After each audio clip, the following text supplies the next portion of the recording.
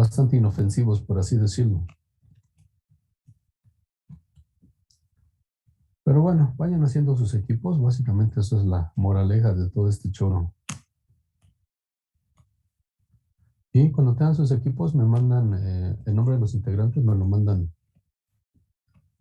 por WhatsApp, ¿les parece? Y vamos viendo cuándo empezaríamos con las prácticas. Muy bien. Ahora, habíamos estado hablando o empezado a hablar acerca de aerodinámica civil. Platicamos algunas cosas de los puentes y de las calles de vórtices de von Karman. ¿Qué más se podría hacer en términos de aerodinámica civil?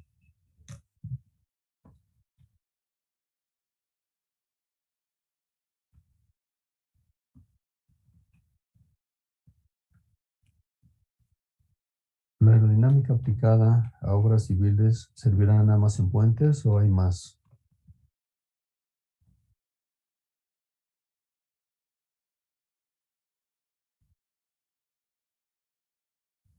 ¿Y en un edificio para qué te puede servir? ¿Qué puedes resolver a partir de ello?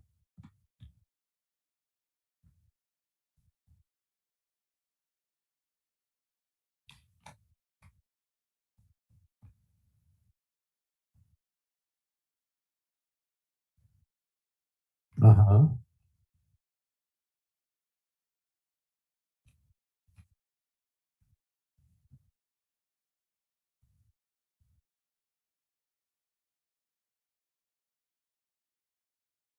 Ujú.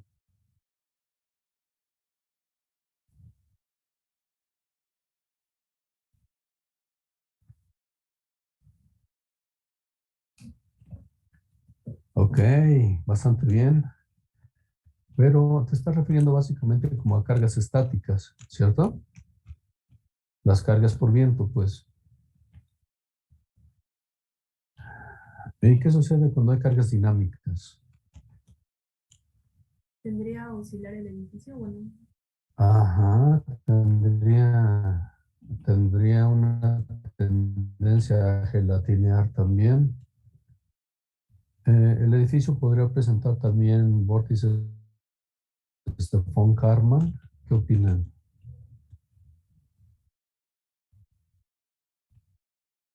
¿O solo los puentes?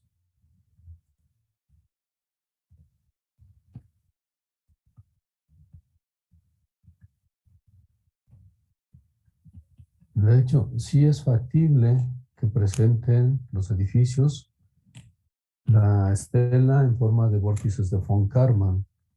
Y entonces también el edificio podría oscilar, podría gelatinear y, y podría entrar en resonancia. De hecho, para edificios grandes, quiero decir altos más bien, y además para geometrías más o menos atípicas, entiendo que es como obligatorio estudio en túnel de viento incluso en la Ciudad de México.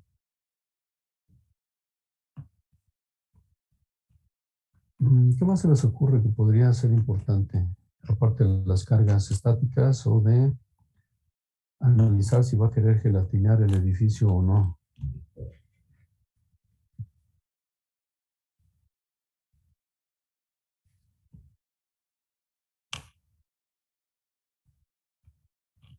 ¿Qué sucede con el viento a nivel peatonal? ¿Será importante o a nadie le importa? ¿O es importante en lugares civilizados, pero a nosotros no nos importa? ¿Qué opinan?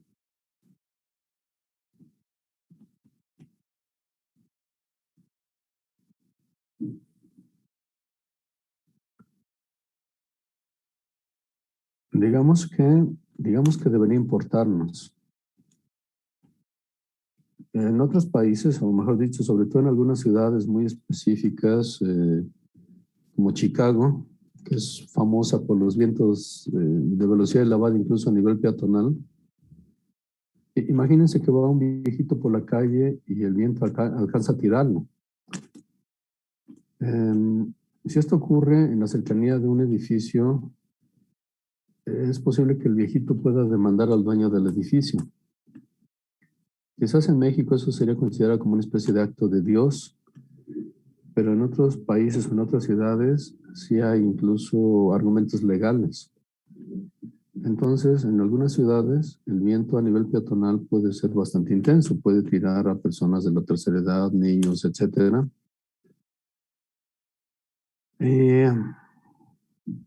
Y es relativamente habitual que al construir un edificio se hagan estudios en túnel de viento para garantizar que en la proximidad del edificio los vientos sean relativamente moderados. Ahora, ¿qué pasa si en alguna zona el viento es relativamente alto? ¿Qué se puede hacer? ¿Cómo se puede solucionar ese asunto?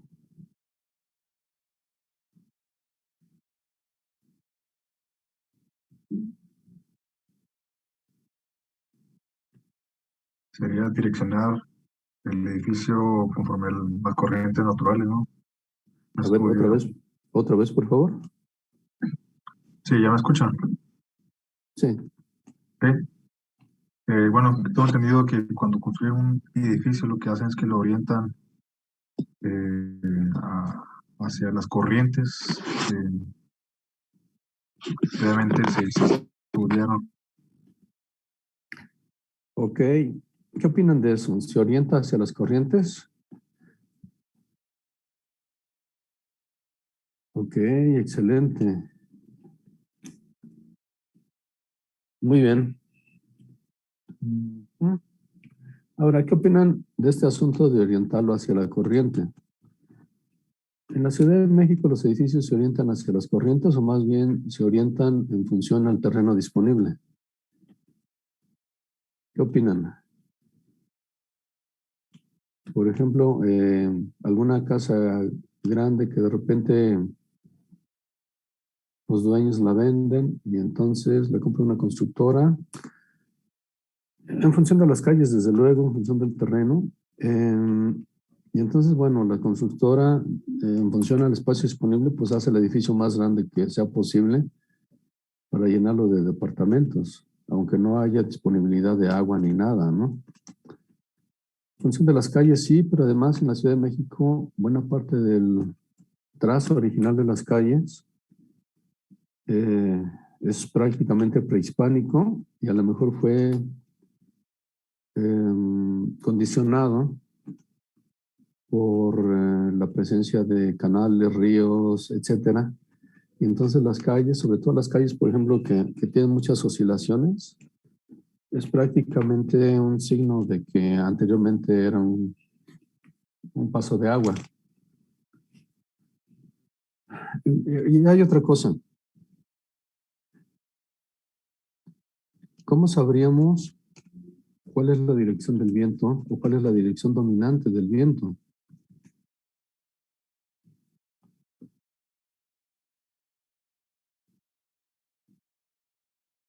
Y más aún, supongamos que encontramos en algún mapa de viento más o menos la dirección dominante y quizá la velocidad promedio. Ese dato nos va a garantizar que siempre el viento incida en la misma dirección. ¿Qué opinan?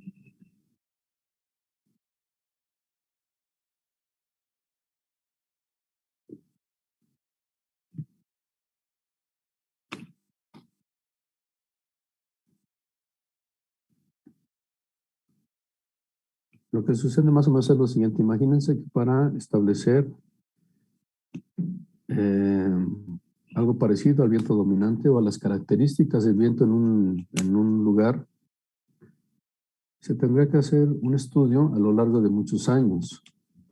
Yo tomando muestreos, pero incluyendo las diferentes estaciones del año, bueno, los diferentes meses y también diferentes horas del día. Y aún así no habría garantía de que a lo mejor tienes una especie de viento dominante, pero lo prudente sería no confiarse en ese viento dominante porque eventualmente puede cambiar de dirección el viento. Entonces, ¿cómo se garantiza que el edificio va a funcionar bien bajo cualquier dirección o condición de viento?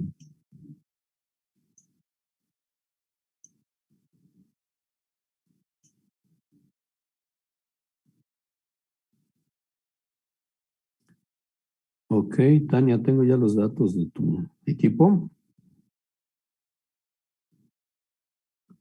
Bastante bien, Sí, gracias. Muy bien. Entonces, ¿cómo se le hace para garantizar que funcione bien bajo cualquier condición de viento? Obviamente, cualquier condición razonable de viento.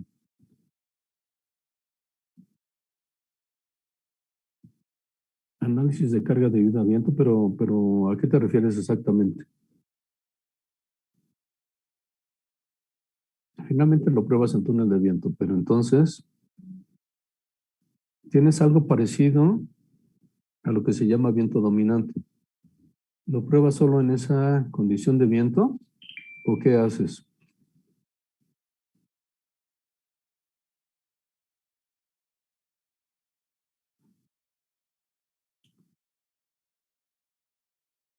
Bueno, lo que se hace es probarlo prácticamente.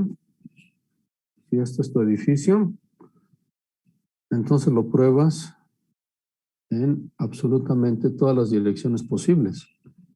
El piso del túnel debe tener entonces una tornamesa, una base que puedas ir girando. Eventualmente, si eres bastante flojo, mínimo girándolo cada 20 grados, la vuelta completa.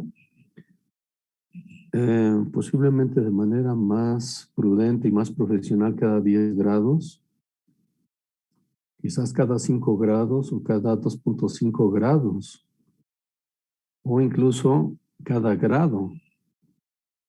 Entonces, como se podrán imaginar, la cantidad de datos que se genera a partir de un estudio de estos es endemoniada y puede ser absolutamente agotador si no tienes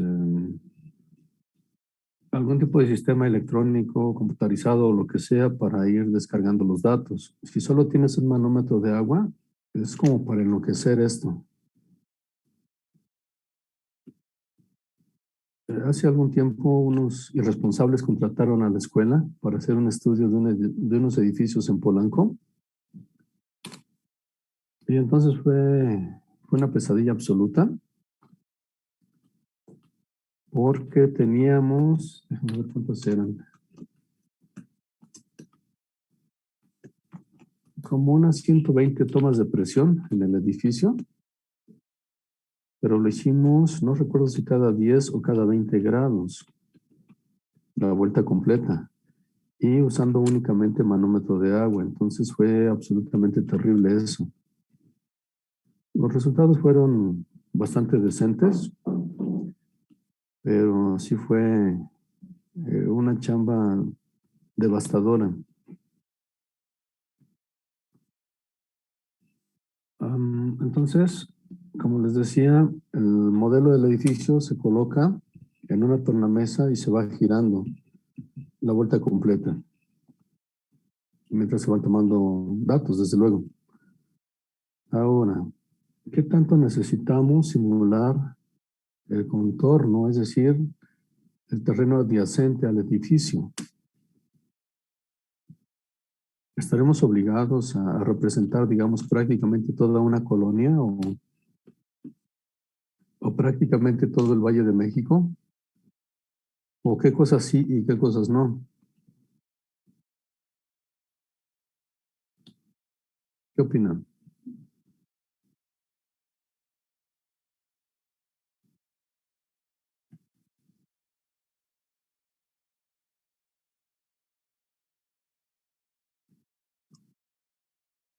Bueno, al menos los edificios circundantes.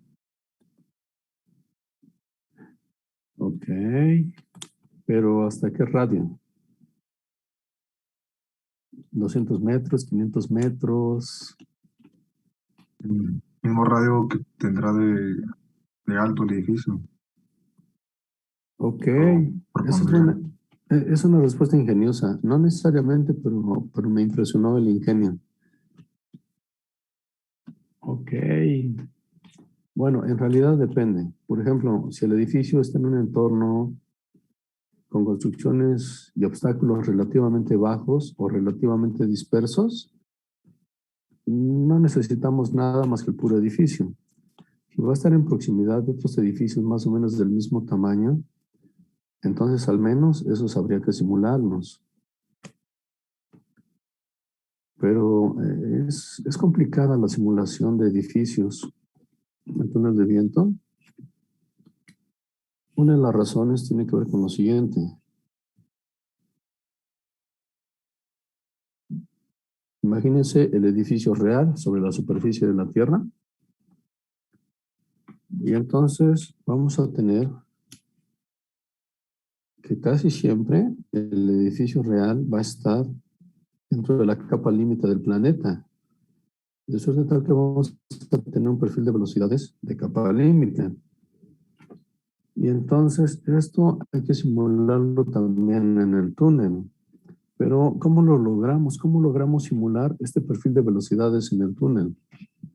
¿Qué harían ustedes?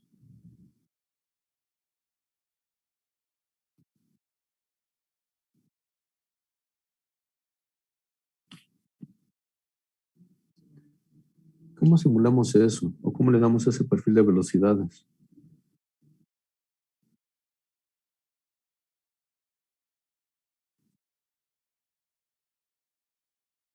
Finalmente lo que necesitamos hacer dentro del túnel es inflar o engrosar la capa límite. Pero ¿cómo lo hacemos?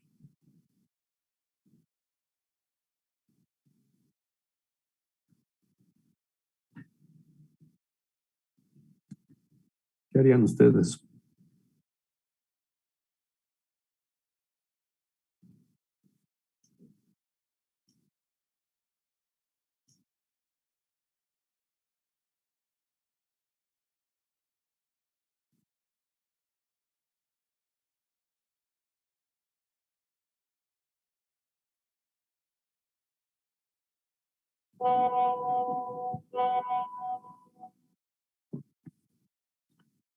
Ok, el equipo 2 también ya tengo sus datos.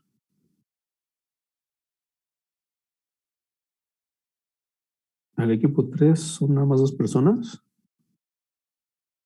Ok, ya. Bueno, ahorita seguimos con eso. Una de las cosas que se pueden o que se deben hacer para poder engrosar la capa límite es hacer más larga la sección de pruebas.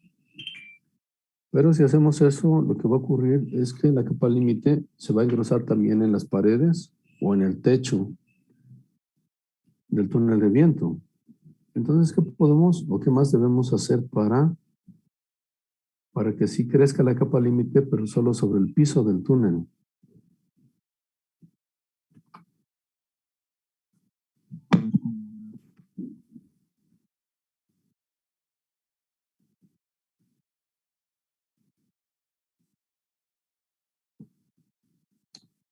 Una de las cosas que se pueden usar es colocar obstáculos.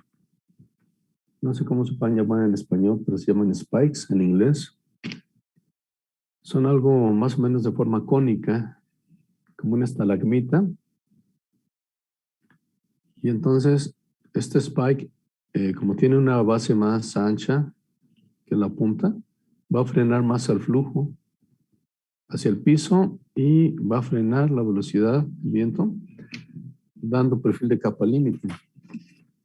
Adicionalmente, como parte de lo mismo, pero también para... Ay, diablos. Para dar adecuadamente el nivel de turbulencia y también para mantener una igualdad de un número dimensional, pero ahorita no recuerdo si es el número de Jensen, se colocan obstáculos adicionalmente, que son básicamente en forma de cubo. Y entonces, entre otras cosas, esto va a servir para terminar de frenar la capa límite hacia abajo, para dar una turbulencia adecuada y para la igualdad de este número, que insisto, no recuerdo si es el de Jensen, pero que tiene que ver con igualar las alturas en las cuales la velocidad es igual a cero. ¿De acuerdo? Entonces, como se podrán imaginar, es una verdadera pachanga hacer una simulación adecuada de edificios.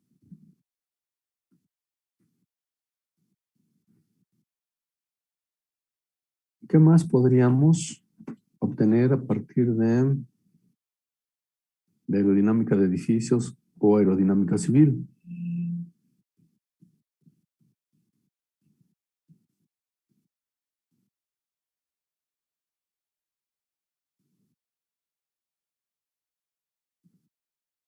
Están pensando solo en términos ingenieriles, pero no están pensando en términos como de arquitecto. Desde luego no soy Profe, arquitecto, sé. a mí me surge una duda. ¿Cómo se obtiene la carga, digamos, a ver, de un momento, ¿Cómo la se carga puede? equivalente del viento sobre un edificio o, por ejemplo, sobre una valla, una cerca, algo por el estilo? Ok, muy bien.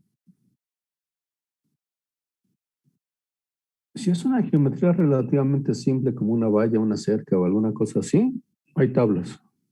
Hay tablas en donde puedes obtener algo parecido al coeficiente de resistencia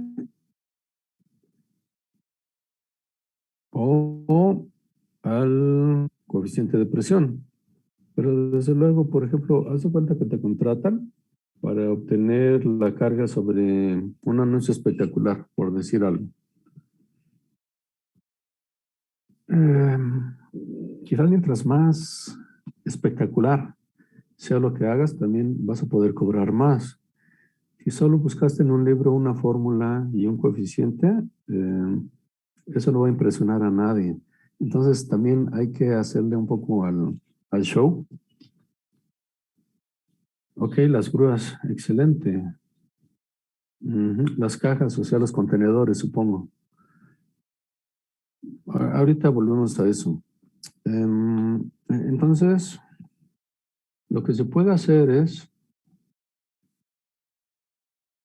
si tienes una balanza aerodinámica funcional, simplemente haces un modelo de la barda o del anuncio espectacular o de lo que sea, conectado a la balanza, le echas viento y mides tanto la fuerza, posiblemente también lo que sería el equivalente a la sustentación, porque convendría hacerlo a un montón de ángulos diferentes. Y adicionalmente, lo que podría ser lo crítico sería el momento, o sea, la tendencia a girar de la barda o del anuncio o de lo que sea. Eso podría ser lo verdaderamente crítico, no tanto la carga estática, sino la tendencia a rotar. Entonces, con la pura balanza lo puedes sacar relativamente de volada, y si no, por vía de tomas de presión estática. Ahora, muchos o algunos estuvieron conmigo en quinto semestre y pues saben qué onda con los coeficientes de presión, otros no, pero de todos modos, en alguna clase posterior vamos a repasar ese asunto.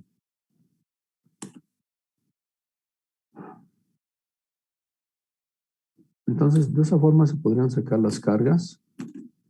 Se sacan básicamente coeficientes y con los coeficientes lo puedes extrapolar al tamaño real. Adicionalmente, por ejemplo, el reglamento de construcción de la Ciudad de México tiene una cosa que se llama anexo técnico. Y entonces, en este anexo técnico, hay una serie de ecuaciones que te van a dar más o menos cómo va a ser el perfil de velocidades en las diferentes colonias o zonas de la, no tanto por colonias, pues, por delegaciones más bien, o alcaldías, más o menos qué parámetros o qué coeficientes, perdón, o qué exponentes en la ecuación de Hellman puedes usar para dar el perfil de velocidades en las diferentes alcaldías. Ahora, dependiendo del entorno, del tipo de terreno, por ejemplo, si está rodeado de bosques o si es un entorno suburbano o si es un centro urbano de alta densidad como Manhattan, etcétera. La altura de la capa límite terrestre también va a ser diferente. Pero en algunos entornos puede medir tanto como 450 metros, cosas así. ¿Qué les parece? Las grúas, sí, se puede también hacer un estudio de las cargas por viento sobre las grúas. ¿Qué va a ser lo más crítico, las cargas sísmicas o las cargas por viento en un edificio?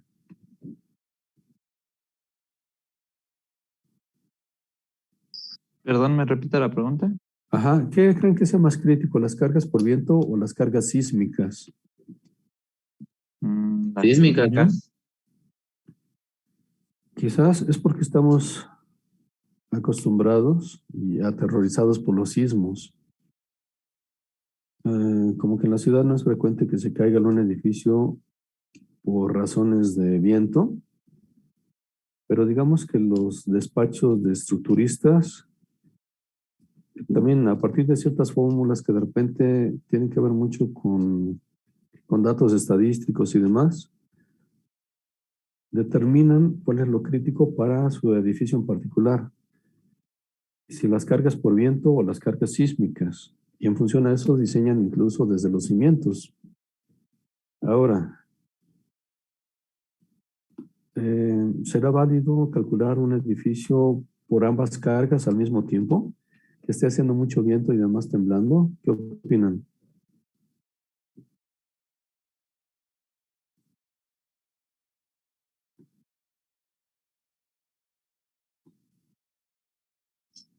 Me imagino que sería una de las cosas que no quieres que se junten, pero debería también de considerarse, ¿no? Ok, digamos que estadísticamente no se juntan. Pero Panorama apocalíptico. panorama apocalíptico. Bueno, estamos en México, entonces eso siempre ocurre, ¿no? Digamos que estadísticamente no ocurre. Y entonces, si sumas ambos efectos, quizás el edificio sería tan robusto, tan pesado, tan costoso, que tampoco económicamente funcionaría. Entonces, básicamente no se calculan para ambas cosas al mismo tiempo.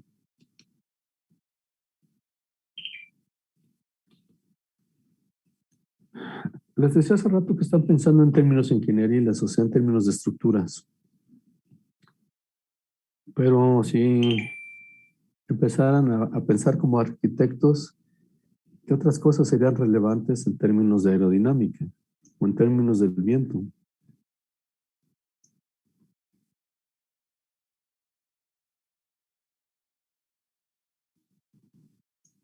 Los Ventilación. helipuertos. A ver, otra vez, por favor. Yo dije que los helipuertos. Helipuertos. Ok. ¿Y de qué forma influye el viento?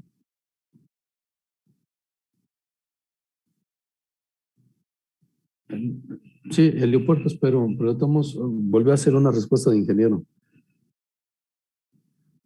De hecho, qué bueno que no piensan como arquitectos, pues. Pero vamos a comentar algunas cosas para que amplíen su perspectiva.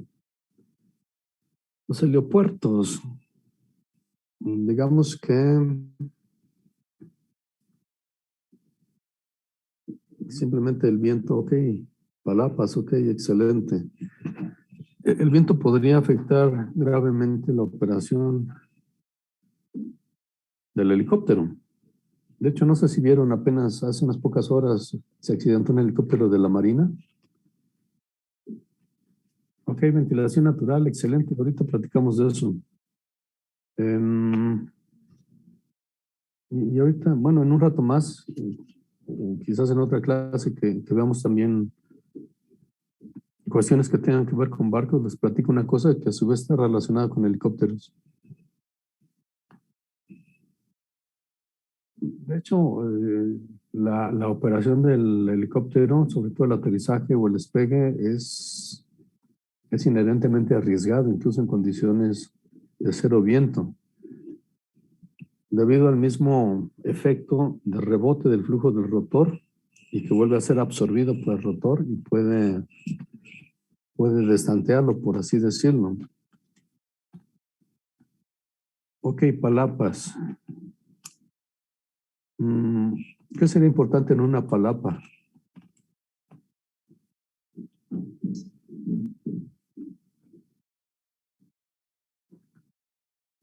Nuevamente habría implicaciones estructurales, pues, digamos, garantizar su integridad en caso de huracanes y cosas de estas, pero posiblemente también el diseño de la palapa podría estar o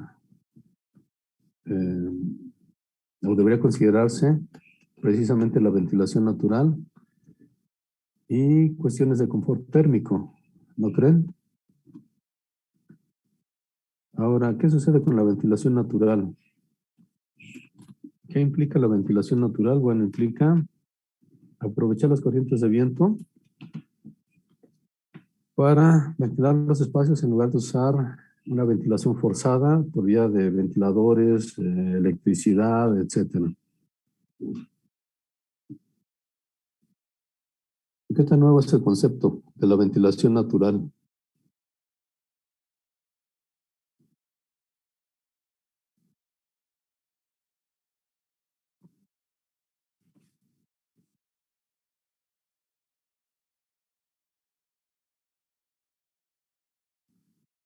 Bueno, los árabes diseñaron soluciones de ventilación natural que son prácticamente la Edad Media, unas cosas que se llaman malgals, son una cosa así. Entonces, si el viento está soplando en esta dirección, se va a generar baja presión aquí y entonces, a partir de una ventana, el viento va a refrigerar toda esa habitación. Si el viento sopla en la dirección contraria, bueno, simplemente va a entrar el viento y va a salir por la ventana. Y entonces a partir de esto se puede bajar bastantes grados centígrados la temperatura de una casa.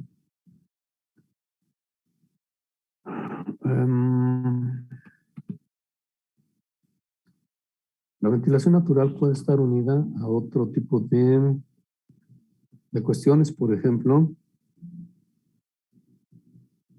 la dispersión de contaminantes. Piensen, por ejemplo, en un estacionamiento.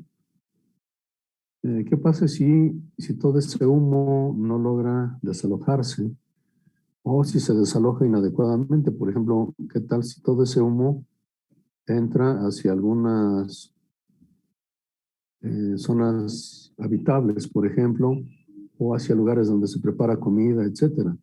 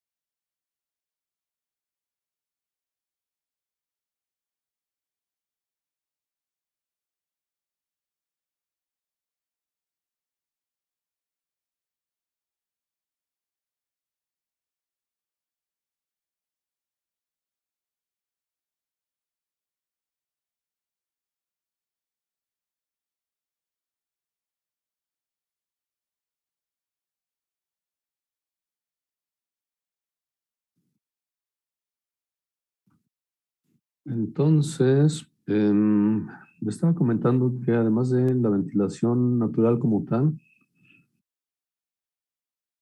la dispersión de contaminantes puede ser también muy crítica.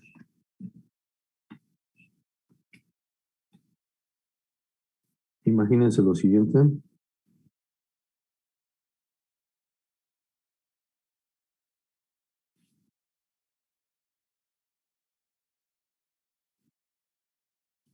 Una fábrica con una chimenea.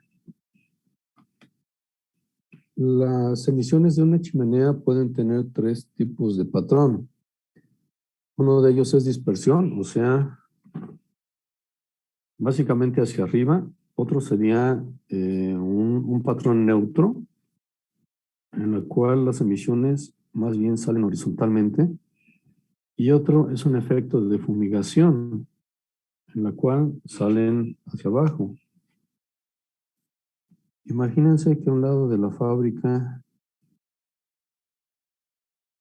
está el asilo de ancianos. Ajá.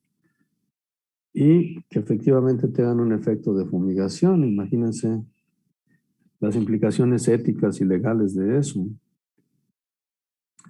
Ahora, ¿qué tan difícil sería simular una chimenea? ¿O qué implicaría simular una chimenea?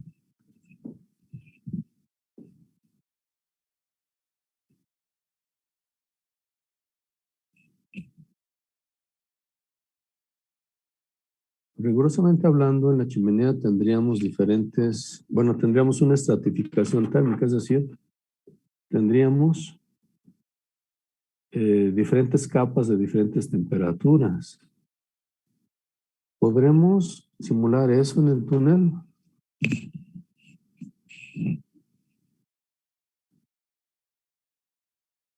Digamos que es factible, pero es muy latoso y quizás no necesariamente mejore demasiado la simulación.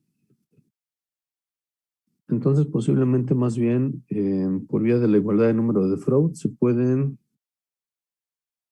conseguir algún tipo de humo que sea como el efecto del humo escalado, por así decirlo, en términos de flotabilidad o de peso, etcétera.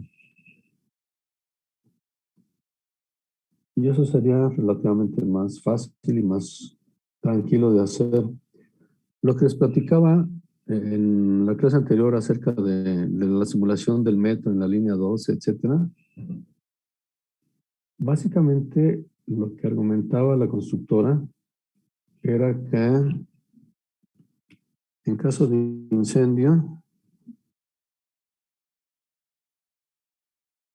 el humo se iba a mantener hacia arriba del túnel, pero no a nivel de los vagones o a nivel de la vía en caso de que los pasajeros tuvieran que descender a las vías y caminar hasta la siguiente estación. Entonces,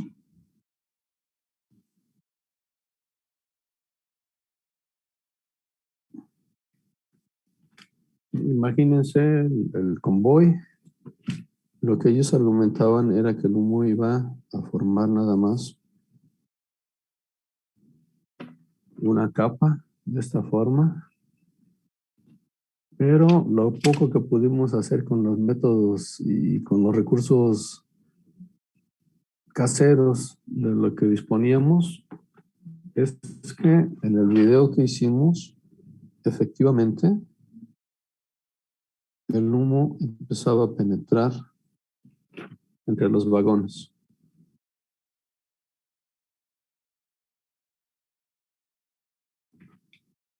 Ahora, ¿qué sucede además no solo con contaminantes, sino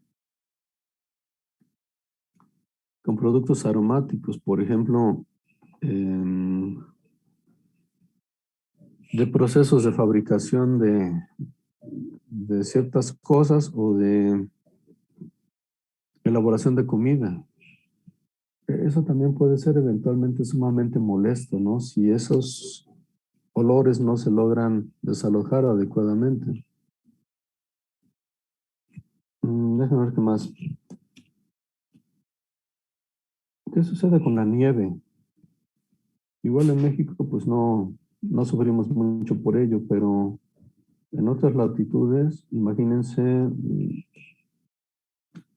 invertir mucho dinero en alguna instalación, en algún edificio o alguna cosa, y que buena parte del año no se puede ni siquiera abrir las puertas porque hay montañas de nieve. bloqueando las puertas. Entonces, esos procesos de acumulación de nieve se pueden simular con relativa facilidad en túnel de viento, y procesos que llevarían semanas de acumulación se pueden simular en unas pocas horas. Nuevamente, parte de la dificultad consiste en conseguir algo parecido a una nieve escalada. Pero digamos que hay ya soluciones de qué cosas más o menos funcionan de forma escalada. Déjame ver qué más. ¿Qué otra cosa se les ocurre?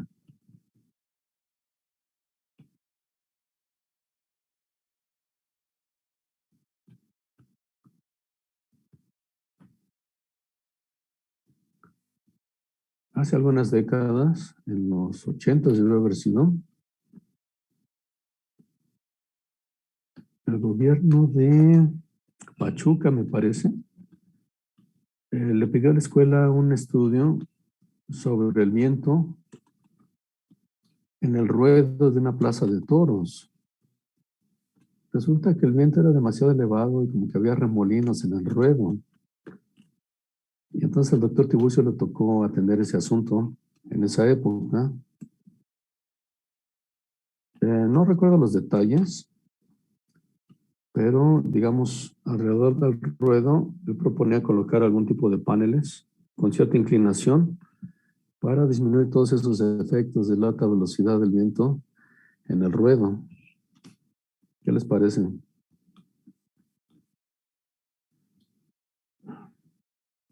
Lamentablemente seguimos siendo una sociedad muy primitiva, pero en algunos países más desarrollados, incluso las compañías de seguros pagan estudios de túnel de viento para ciertas cosas. Por ejemplo, en esta publicación que les comentaba en la última clase, Wind Engineering and Industrial Aerodynamics, alguna vez leí un artículo, bueno, un paper pues, acerca de un estudio hecho en Nueva Zelanda para proteger ciertos cultivos. Y estaba pagado por las compañías de seguros. Y entonces simplemente era optimizar una valla en términos de la porosidad, es decir, eran simplemente palitos de madera, pero entonces, ¿qué relación entre las partes sólidas y las partes huecas era la óptima para proteger los cultivos? Lo que les contaba hace rato acerca del viento a nivel peatonal, ¿cómo se puede reducir? Simplemente con árboles y con arbustos, pero parece ser que lo que protege mejor del viento no es puros árboles o no es puros arbustos, sino una combinación de ambas cosas. ¿Qué les parece?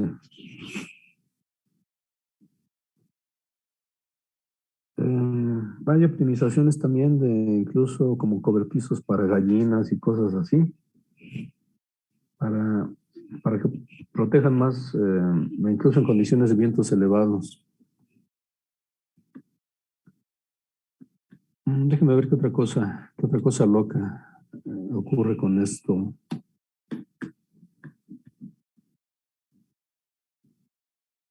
Hace algunos años me tocó dar un curso en la UAM de Azcapotzalco. Ellos tienen un túnel de viento y tienen un laboratorio de bioclimática. Y entonces, mientras estaba dando el curso, una de las maestras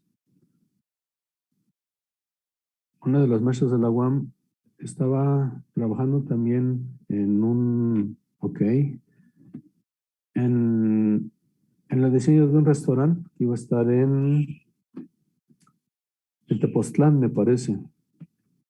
Y entonces el restaurante tenía una terraza y tenían el problema de que los manteles y todo eso se volaban con el viento. Entonces, durante el curso hizo rápido ella una maqueta de restaurante, lo metió al túnel, le echó viento y después fue elevando la altura del modelo, de una barda, pues, una barda en el modelo, elevando la altura hasta que encontró una altura en la cual ya no se volaban, digamos, o ya no se volarían los manteles. Y entonces esa sesión, en lugar de seguir en el curso, se fue de volada al restaurante para indicarle a los albañiles de qué altura hacer la barda. Paneles solares, claro que sí. De hecho, ahora verán. Una chava que egresó de la carrera hizo una maestría también en el Poli y después un doctorado en el Politécnico de Madrid. Y el doctorado fue precisamente sobre aerodinámica y como que más bien enfocado a aerodinámica civil. De hecho, le tocó ser alumna de un tipo llamado José Meseguer, quien ya falleció hace relativamente poco, pero que digamos que es como el aerodinamicista, o era el aerodinamicista máximo de España. Y entonces me decía que de repente ellos tenían mucho trabajo, sobre todo de países árabes o del norte de África, Marruecos y demás, que de repente ellos necesitaban estudios sobre generadores, digamos, paneles solares y un montón de cosas. Entonces contrataban al Politécnico de Madrid para hacer esos estudios. Efectivamente, las cargas sobre paneles solares se pueden estudiar con relativa facilidad. No se me ocurre qué más se pueda obtener de aerodinámica de paneles solares, pero yo creo que las cargas podrían ser críticas. ¿Qué más? ¿Qué otra cosa se les ocurre? Ok, piensen en esto. Piensen en un hospital que tiene un paciente con COVID y entonces a ese paciente con COVID hay que suministrarle aire y al mismo tiempo hay que evitar que el resto del aire del resto del hospital se contamine con COVID. Entonces hay un montón de problemas muy específicos. Antenas de comunicación, claro. Antenas de comunicación, desde luego que también básicamente es la cuestión de las cargas, sobre todo estáticas. ¿Qué más? Ok, ¿qué sucede con la aeroacústica? ¿Qué puede pasar en términos de obras civiles y aeroacústica?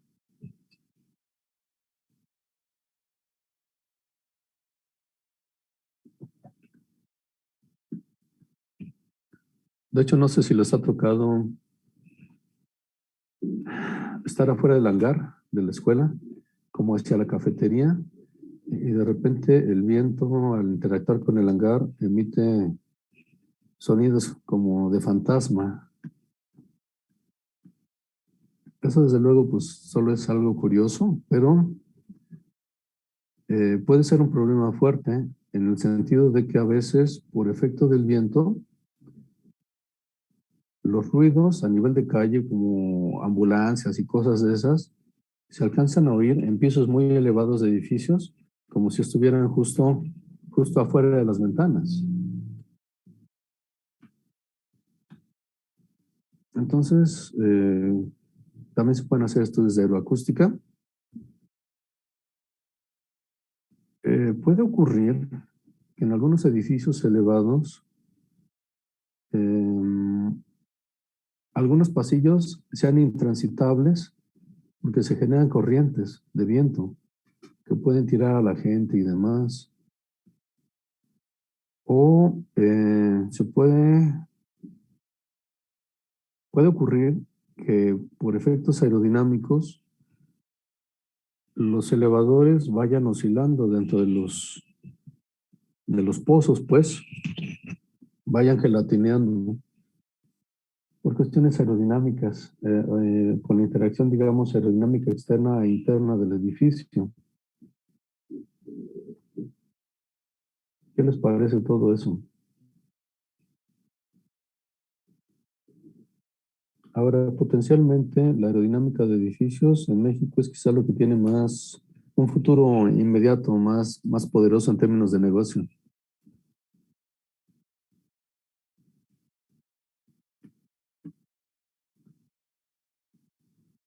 ¿Han visto que en el laboratorio hay un montón de antenas como de Sky tiradas por todos lados? Durante muchos años Sky llevó antenas porque ellos tienen diferentes proveedores y entonces les hacen un montón de pruebas de, por ejemplo, resistencia a la corrosión, un montón de cosas. Una de las pruebas es de cargas por viento.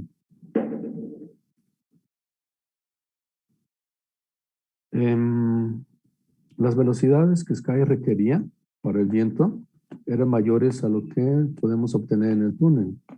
Pero entonces, ¿cómo le hacíamos? Bueno, instalábamos tomas de presión estática en las antenas. Más o menos andaban por ahí de 33 tomas en la cara frontal y 33 en la cara posterior de la antena. Sacábamos un coeficiente frontal promediado y un coeficiente posterior promediado. Y a partir de ese coeficiente, matemáticamente podíamos extrapolar la carga por viento a velocidades mayores que las que alcanza el túnel.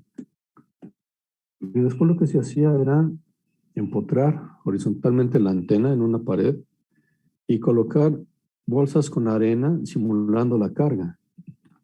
Y previamente la antena empotrada se instrumentaba con extensometría.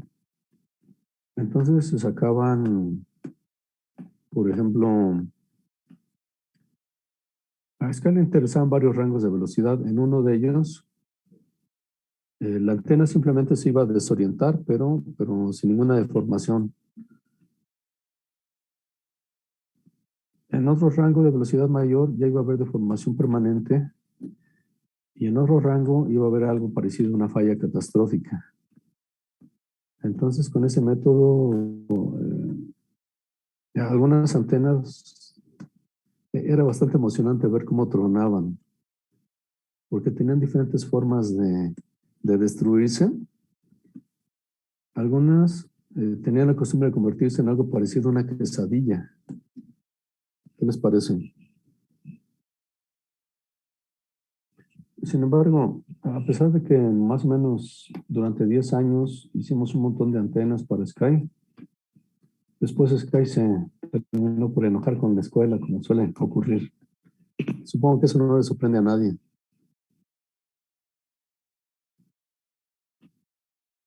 En fin, entonces como ven es todo un mundo lo que se puede hacer en términos de aerodinámica de obras civiles. No sé si alguien tiene algún comentario, alguna duda.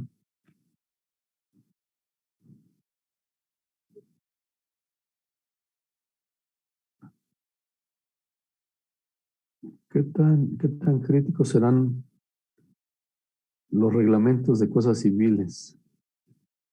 Sobre todo en algunos países. Me refiero a lo siguiente. Para el diseño de plantas nucleares en Estados Unidos, está contemplada la posibilidad, o mejor dicho, la necesidad de que el edificio principal, digamos, de una planta nuclear resista vientos de tornados, pero no solo el viento en sí, sino, no recuerdo los datos exactos, pero es algo así como que debe resistir un impacto de una masa de 2 toneladas a 200 kilómetros por hora. ¿Por qué demonios menciona eso el reglamento? Bueno, porque se contempla la posibilidad de que un tornado levante un auto y lo estampe contra la planta nuclear. ¿Cómo ven?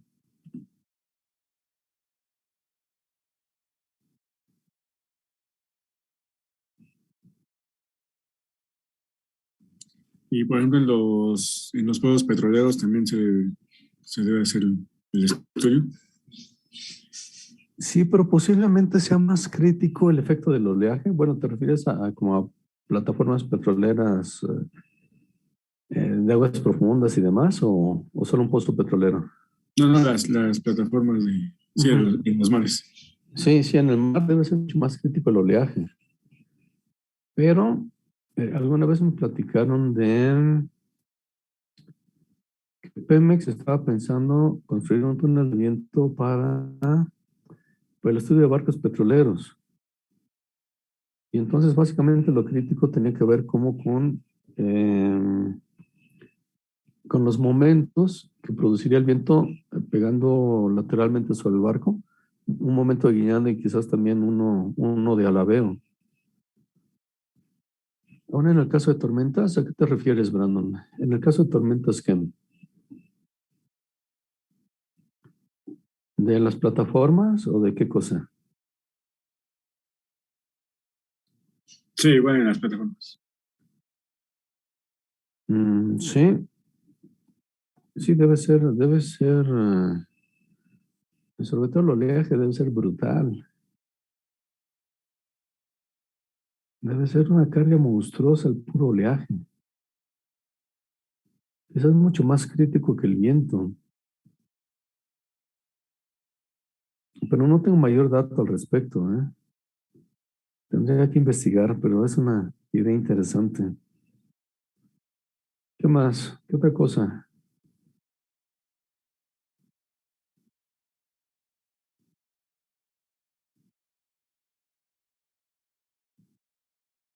Bueno, es lo que se me ocurre así de momento respecto a obras civiles. ¿Qué sucede en el caso de los barcos? ¿Será importante la aerodinámica? Sí, profe, porque tiene materia, bueno, materia o obra viva y obra muerta, que es lo que sería hidroneumática, no, tiene un nombre especial. Hidrodinámica. Hidrodinámica, eso. Excelente. ¿Quién dijo eso? Bastante bien. Ah, Brenda, es que estuve en Brenda. ingeniería naval en Veracruz. ¿No es cierto? ¿En la UB? Sí, ¿En serio? pero no, me pasé al Politécnico porque pues, no aguanta el calor. ¿Y valió la pena pasarse al Politécnico? Sí, ya voy a acabar la carrera, creo. ¿Hasta qué semestre llegaste allá en ingeniería naval? Pues no estuve mucho tiempo, pero además estuve un semestre, pero como mi cuñado daba clases ahí porque él es ingeniero civil con especialización en hidráulica, pues daba algunas pláticas. Ok, interesantísimo. Bastante bien, ¿eh? Ok. Pregunta. ¿Podemos simular un barco en túnel de viento?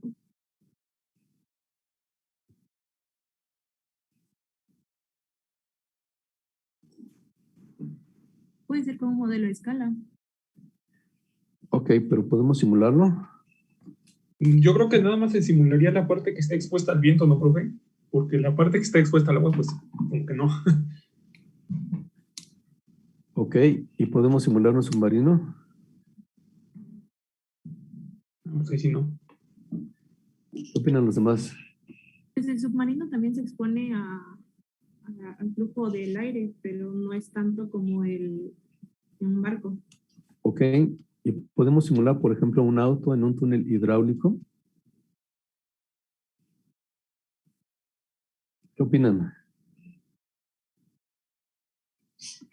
La respuesta es el número de Reynolds, ¿no? ¿La respuesta qué, perdón? Es igualar dos números de Reynolds en el túnel de viento para un submarino, un Así barco, es. viceversa. Así es. Si estamos hablando de un objeto totalmente inmerso en un solo fluido, sí se puede. Entonces podríamos simular un auto en un túnel hidráulico o podríamos simular un submarino en un túnel de viento, siempre y cuando el submarino esté totalmente sumergido. Y lo mismo en el caso de un barco, podemos efectivamente simular efectos aerodinámicos, o esto más o menos con ciertas restricciones, efectos aerodinámicos solo a partir de la línea de flotación hacia arriba, o bien efectos hidrodinámicos en túnel de viento, pero solo a partir de la línea de flotación hacia abajo. Por qué no completo? ¿Por qué solo a partir de la línea de flotación hacia arriba o hacia abajo? ¿Qué sucede en el barco real?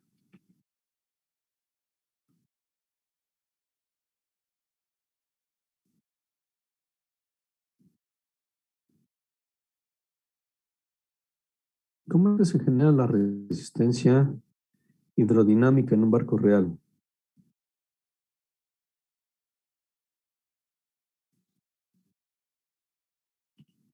Desde luego va a suceder igual que con cualquier fluido. Una parte va a ser resistencia por fricción, ¿cierto? Otra va a ser resistencia por forma o por presión, pero adicionalmente en el caso de un barco tenemos lo siguiente. En la parte frontal del barco va a haber una ola inicial que se va a elevar y entonces se requiere energía para elevar esta ola inicial contra la proa del barco.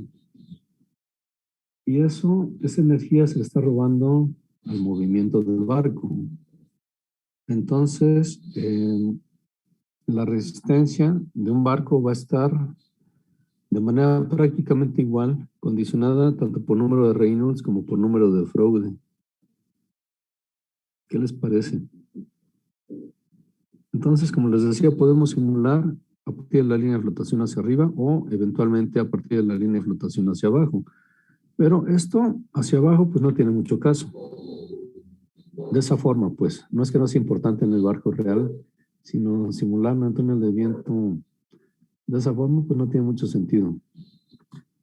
Ahora, en cosas como lanchas rápidas y demás pues puede ser mucho más relevante. Supongo que han visto videos de lanchas de carreras en las cuales de repente adquieren un cierto ángulo de ataque y sale volando la lancha.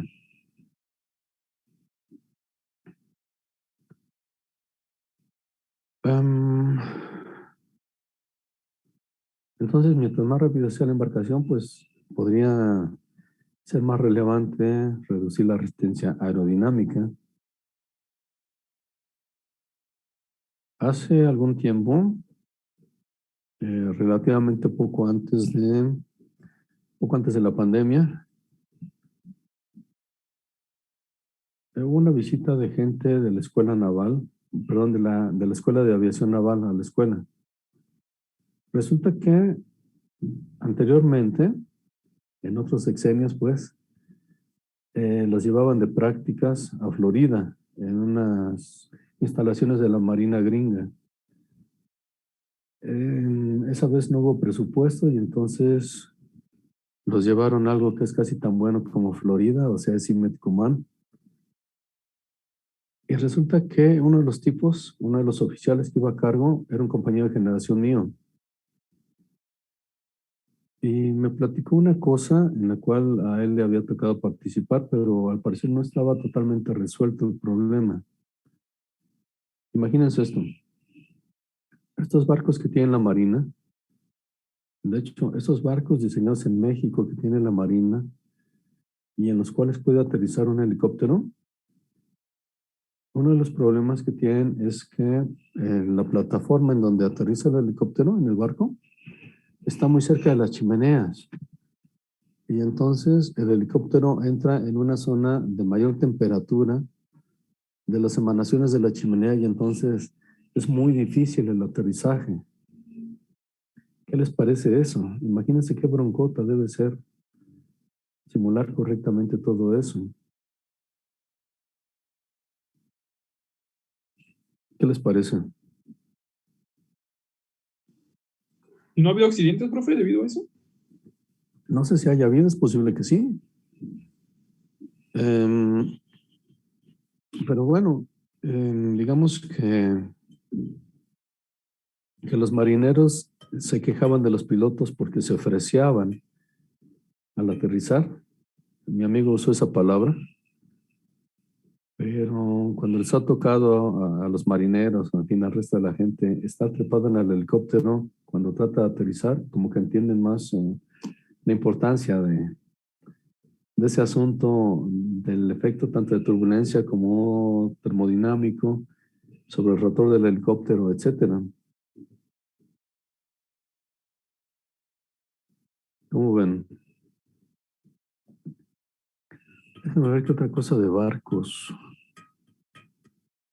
Ok, esto ya medio lo platicamos, pero los barcos de velas, por ejemplo, de carreras, regatas y cosas de esas, lo de las velas puede ser también sumamente crítico y también sumamente complicado, de simular correctamente en un túnel de viento.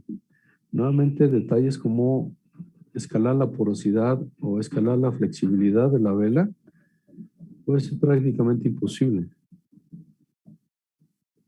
¿Qué más? En fin, faltan 8 minutos. Dejamos la clase aquí y continuamos mañana, ¿verdad? Y aparte en horario estelar, ¿verdad? Qué flojera. Bueno, mañana nos vemos. ¿Sale? Sí, profe. Muchísimas gracias. Que tengan buena tarde. Nos vemos, profesor. Es mejor, buena tarde. Hasta luego. Buenas tardes. Bye.